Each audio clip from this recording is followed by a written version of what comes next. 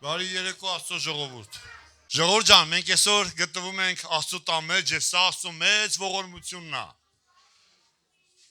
Երանի թե մեզանից յուրաքանչյուրը հասկանար, որ սա Աստծո շնորհն ու ողորմությունն է, որ այսօր ես ու դու իր տան մեջ ենք եկել։ Որ եկել ենք իրան երկրպագենք ու փառաբանենք։ Գիտեք, շատ մարդիկ կուզեին, բայց այսօր ինձ ու քեզ Աստված ողորմություն արել։ Շատ մարդիկ կուզեն, բայց այսօր իրանց ոտքերը ուրիշ տեղ են գտնվում, բայց իմ եւ քո ոտքերը Տերը ուղղել է բերել իր տուն։ Եվ համոզված եմ, որ դա պատահական չի, որ Տերը բան ունի ասելու ինձ եւ քեզ։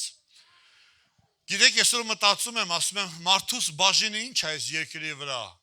Ծնվում է, մի ամբողջ կյանք աշխատում, քրտնում,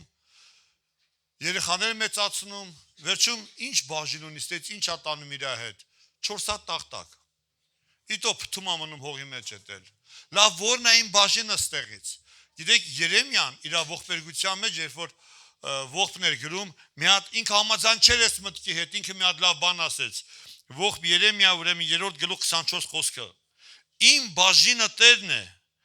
ասաց իմ հոգին, սրա համար նրան եմ հուսալու։ Յանի մենք էլ հասկանանք մի բան եւ դավանենք, ասենք, իմ բաժինը եւ հիմա եւ հավիտենության մեջ դա Տերն է եւ հենց դրա համար իրան եմ հուսալու։ Եվ կապ չունի բոլորովին, որտեղ ես ապրում, ինչ իրավիճակի մեջ ես, եթե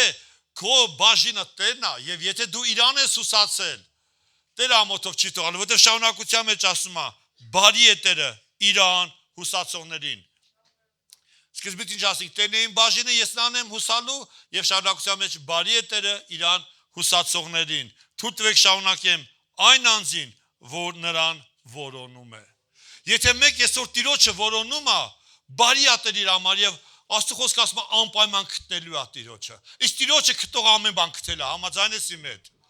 Տիրոջը գտնողը գտել է հավիտենական կյանք եւ չկա ավելի մեծ բան, քան այս որ մարդ փնտրի եւ գտնի Հիսուս Քրիստոսին։ Թե հիմիկվա, եթե հավիտենության մեջ, ասում են երկնքի տակ, մարդկանց մեջ տրված ուրիշ մեկը չեմ ուզում, միայն իրան եմ ուզում։ Եթե ինձ հետ համաձայնես ոտքի կանգնի Տիրոջը բերենք միասին,